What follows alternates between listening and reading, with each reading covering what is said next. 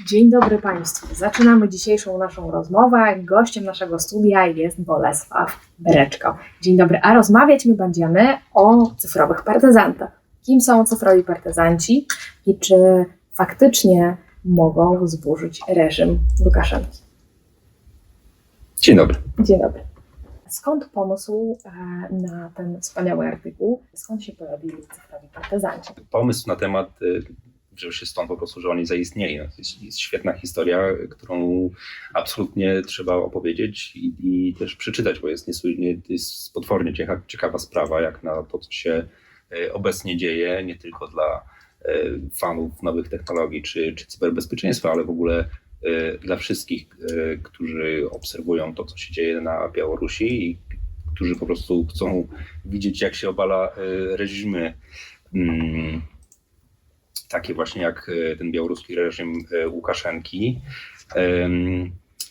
Pomysł zauważyłem w ten sposób, że ktoś z zagranicznej prasy, już nie pamiętam kto, zrobił wywiad z członkiem Bajpolu, czyli takiej organizacji, która zrzesza byłych policjantów i pracowników służb właśnie białoruskich, którzy teraz walczą z reżimem.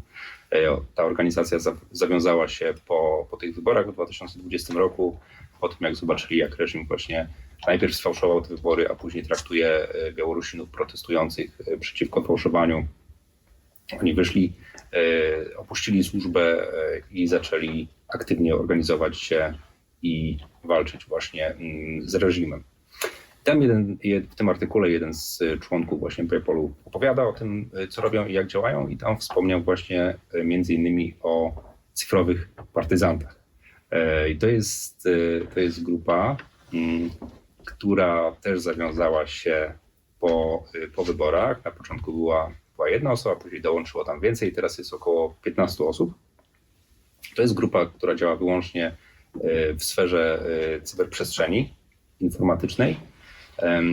Ich działalność jest dość szeroka, ale przede wszystkim skupia się na włamywaniu się do sieci, na serwery, wykradaniu baz danych z różnorakich organizacji i jednostek właśnie reżimu Łukaszenki, czy to ministerstw, czy służb policji, czy Departamentu Ochrony w MSWiA.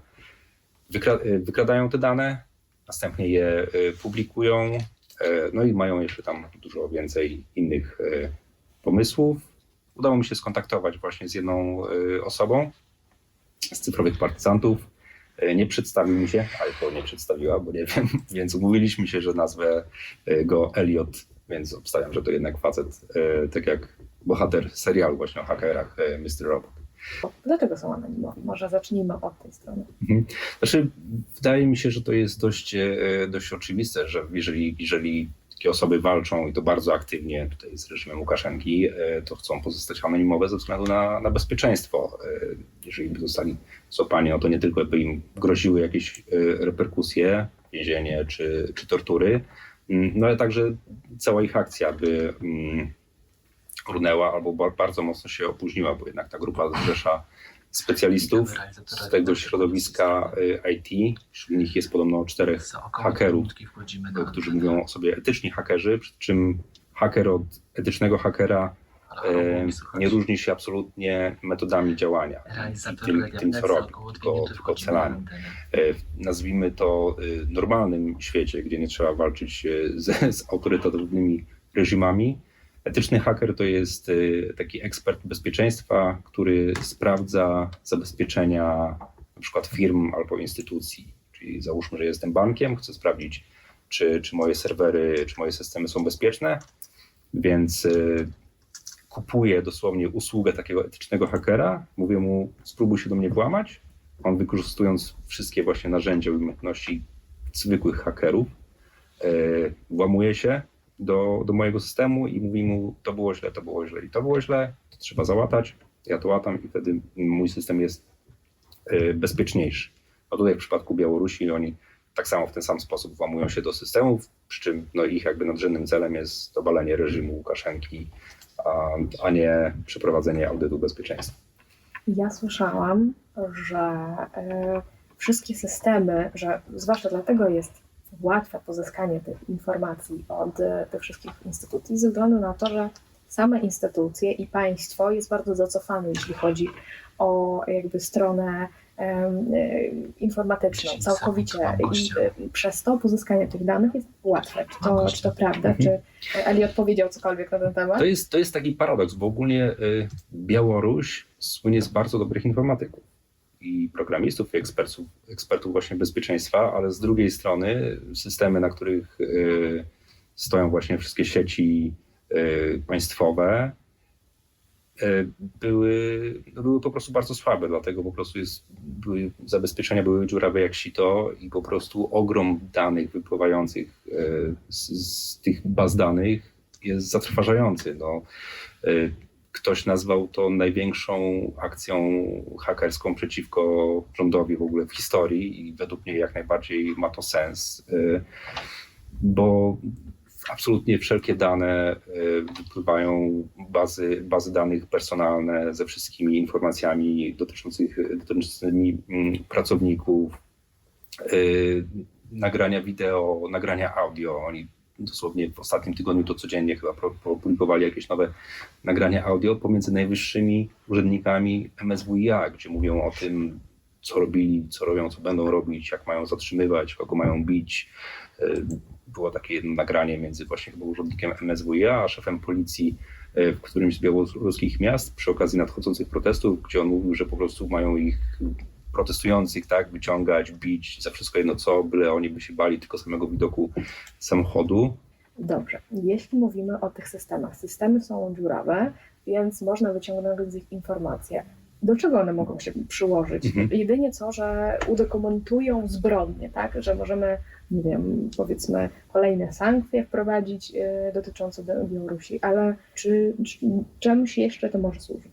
Tak, więc dokładnie o to zapytałem Elliota, ponieważ jakby sam ogrom właśnie tych informacji i wrażliwość tych informacji no, jest niezwykle ciekawy, co pokazuje, że są faktycznie bardzo sprawnymi hakerami, ale jaki mają cel i to jaki mają taki praktyczny cel, no bo oczywiście obalenie reżimu jest celem nadrzędnym, ale jak poprzez swoją działalność wykradania danych chcą dojść do tego, że na Białorusi będą w pełni wolne wybory, no i mają dokładnie przygotowany plan, krok po kroku, co chcą zrobić. Jakby, po pierwsze, oni nie są w tym sami, współpracują z innymi organizacjami, właśnie takimi oporowymi, a także z politykami opozycji. Więc to już pokazuje, że oni nie są takimi hakerami anarchistami, jaki to jest modny taki obraz właśnie hakera anarchisty. Zresztą Elliot z serialu jest właśnie takim trochę hakerem anarchistą, który po prostu chce zniszczyć system kapitalistyczny, który tam uciska świat. No ale oni tacy nie są, więc pracują z innymi, żeby po pierwsze doszło do pokojowej tranzycji władzy, później do wyborów, no bo oni nie chcą tam być politykami ani nikim, oni po prostu chcą poprzez swoje umiejętności jakoś się do tego przyczynić. W jaki sposób chcą to zrobić? No na początku właśnie wykradają te dane i publikują, żeby jak najwięcej ludzi jakby zmobilizować i zaangażować do tego działania. W tym momencie trwa operacja Heatwave, czyli fala gorąca, gdzie oni właśnie wykradają i publikują bardzo dużo tych danych. To też ciekawa nazwa wzięła się stąd, że jak w pewnym momencie dochodziło do wielu ataków i wyłączeń różnych usług albo stron właśnie rządowych, to któryś z ministrów powiedział, że to nie ma nic wspólnego z atakami hakerskimi, tylko właśnie z falą gorąca, która przychodzi teraz na Białoruś i że tam się serwery przygrzewają. Więc oni powiedzieli, chcecie falę gorąca, no to będziecie mieli falę gorąca. No i dalej doprowadzą. No i ta akcja właśnie to jest taka akcja czysto propagandowa, tak, że zobaczcie, tutaj rozmawiali o tym, żeby bić i zabijać ludzi, tutaj o tym, żeby skierować do miast i wojsko i nawet strażników więziennych, a do więźniów strzelać z karabinów maszynowych, jeżeli będą się buntować. Więc to jest taka czysto akcja propagandowa. Oprócz tego też na przykład budują taką gigantyczną bazę danych, która jest na stronie blackmap.org albo com, nie pamiętam dokładnie, gdzie dokładnie właśnie archiwizują wszystkie informacje na temat różnych przestępstw, występków, nadużyć władzy, nadużyć sądu, żeby później wyegzekwować prawo od tych ludzi. Ale to, co jest według mnie najciekawsze, czyli jak chcą jakby fizycznie sprawić, że dojdzie do tego przełomu i do obalenia władzy, przygotowują się teraz do fazy X. Faza X będzie to okres, który nie wiadomo kiedy zostanie wprowadzony, ani ile będzie trwał, ale w fazie X mają zamiar bardzo mocno przeciążyć wszelkie systemy informatyczne, do których będą mieli dostęp i cyfrowo, ale także fizycznie, bo działają z innymi grupami, które na przykład niszczą kamery monitoringu, przycinają kable dosłownie, żeby uciąć komunikację. I w fazie X właśnie dojdzie do jeszcze większego nasilenia takich działań. I też to będzie informacja dla społeczeństwa Białorusi, że mają być gotowi na protesty na ulicach, znowu tak jak było latem 2020 roku. I w pewnym momencie ogłoszą moment X. Właśnie w tym momencie X wszyscy mają wyjść na ulicę, a oni całkiem wtedy chcą wyłączyć systemy informatyczne rządowe. Nie tylko przesilić, tylko wyłączyć. Po prostu zablokować ich działanie, zablokować łączność, dyspozytornie, sparaliżować, co się tylko da.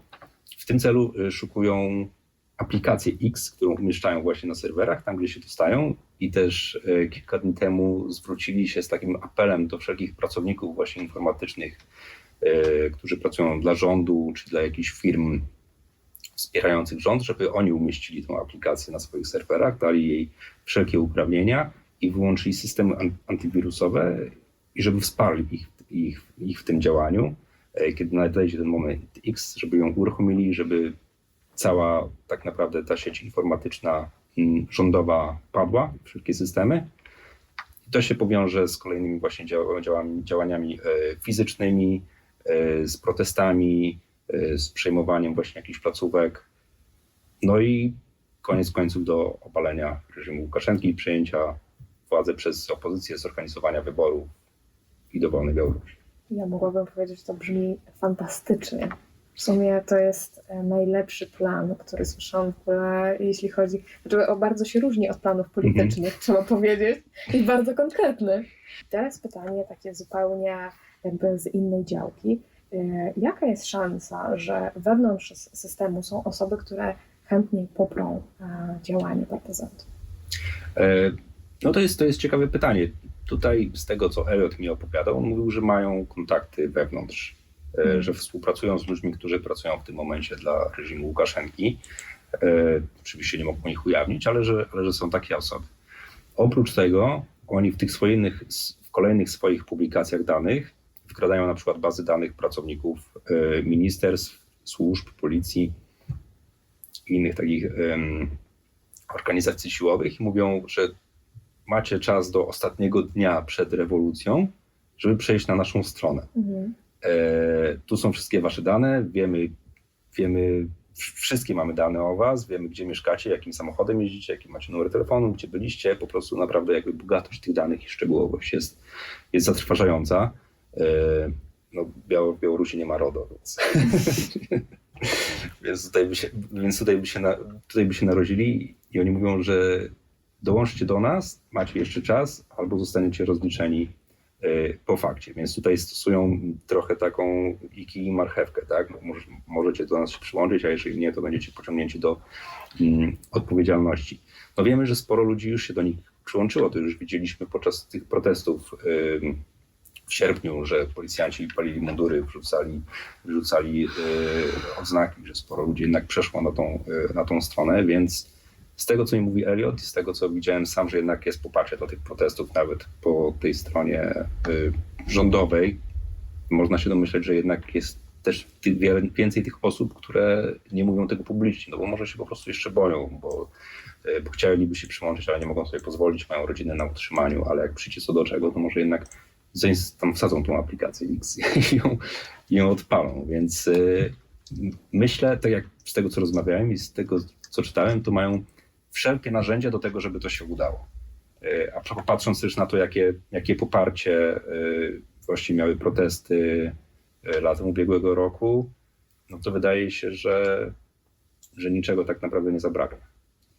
Tu mam pytanie o to, czy nie zderzy się białoruski partyzant z poparciem Białorusi ze strony Rosji? Czy hakerzy białoruscy zetknęli się z takim, powiedzmy, odwetem ze strony rosyjskiej? No to jest ciekawe pytanie.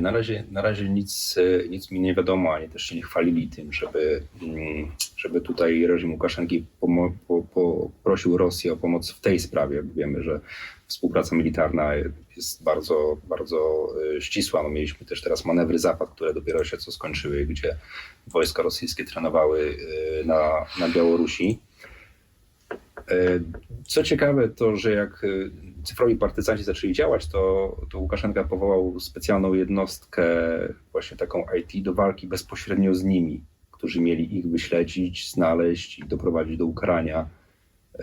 To, co zrobili partyzanci, zhakowali ich i udostępnili wszystkie ich dane u siebie na stronie ze zdjęciami i ze wszystkim. Więc wydaje się, że są dobrze przygotowani na tego typu ataki. A zacznijmy trochę o rosyjskich hakerach i pytanie, czy na przykład może się okazać tak, że białoruscy hakerzy to są ci sami rosyjscy hakerzy, tylko mają jakby swoją społeczność, która może nie mieć granic, może my po prostu nie jesteśmy w stanie zidentyfikować ani jednych, ani drugich.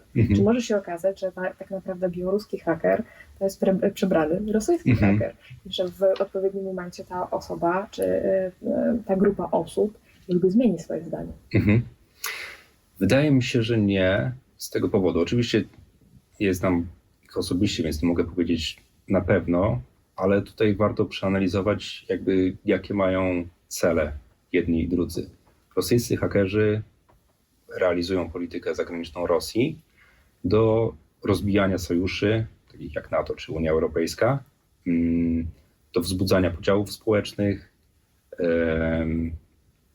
i ogólnie osłabiania zewnętrznych krajów, które Rosja widzi jako swojego przeciwnika. I to mogliśmy widzieć w przypadku Brexitu, w przypadku wyborów prezydenckich w Stanach Zjednoczonych. Widzimy to często w przypadku rosyjskiej propagandy w stosunku do NATO, czy nawet tutaj w stosunku do Polski i obecności Amerykanów w Polsce. Wszelkie te działania dążą do na przykład rozbicia NATO czy rozbicia Unii Europejskiej, albo chociażby do generowania takich nastrojów w tych państwach, do niechęci, nie wiem, Polaków do Brukseli, co jest akurat dość łatwe. Dlatego, że im bardziej są podzielone te sojusze, tym mniejszą moc mają poszczególne kraje, tym silniejsza jest Rosja. Oni tą politykę już stosują od kilkudziesięciu lat i nie jest to tak naprawdę żadną tajemnicą.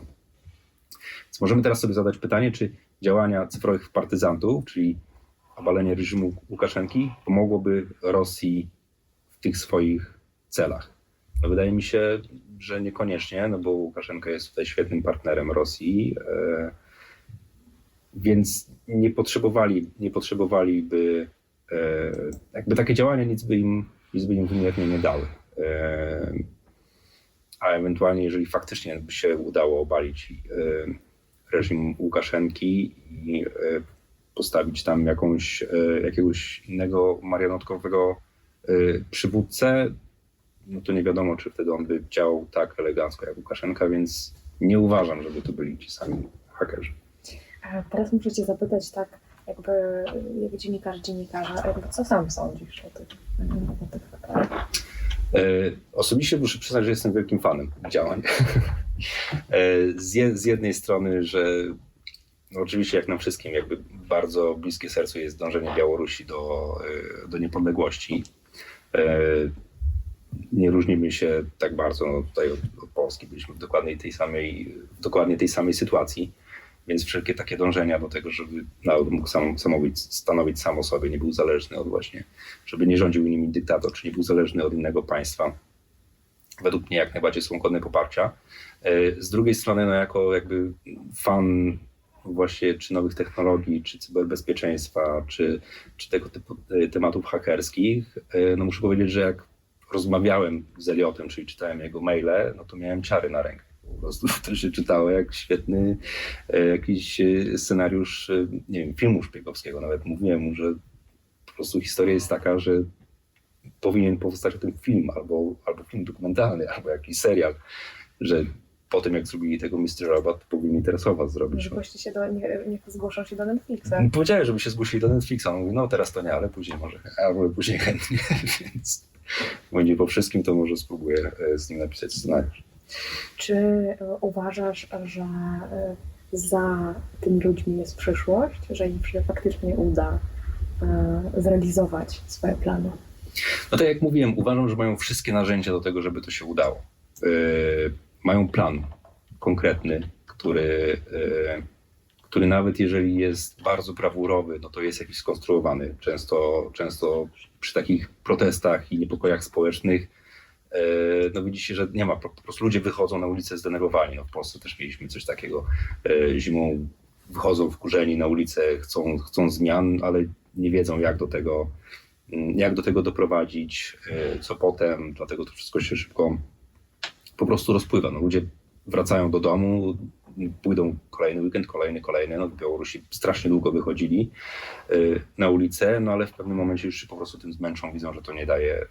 Opadają emocje. Tak, opadają emocje, ludzie zostają w domu, no i po prostu żyją dalej. No, trzeba żyć dalej. Więc oni mają tutaj sensowny, według mnie, ciekawy plan. Widać, że mogą go skutecznie przeprowadzić, bo te już włamania i wycieki pokazały, że to nie jest po prostu ich taki wymysł, że chcą to zrobić, tylko że już faktycznie to robią. Kolejna sprawa, że rozmawiają właśnie z innymi grupami i z opozycją, więc tutaj jest jakieś wsparcie ze strony ugrupowań politycznych do tego, żeby współdziałać z nimi w tym procesie właśnie przekazywania władzy. I po trzecie, wydaje mi się, że cały czas jednak duch wolności w Białorusinach jest żywy i mimo tego, że może na razie on trochę osiadł, to jeżeli będzie impuls i zobaczą, że jest plan, jest jakiś sens kolejnego wyjścia na ulicę, to że faktycznie to zrobią. I osobiście wierzę, że im się uda. Czy tak będzie, no to zobaczymy, no bo nie wiemy tak naprawdę, co się stanie. Może spełni się ten czarny scenariusz, o którym teraz niektórzy analitycy mówią, że Łukaszenka poprosi Rosję o pomoc i stanie się de facto częścią Rosji i abdykuje na jego Stanowisko? no nie stanowisko, jakby odda tak naprawdę Rosji władanie nad Białorusią, no i wtedy już może być gorzej. Ale nie wiemy, jak to się skończy.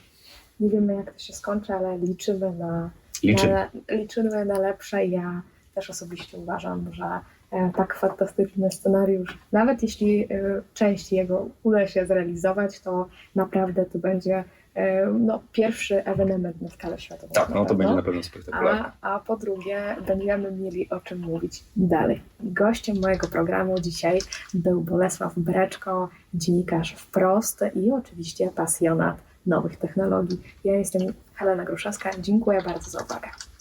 Dziękuję.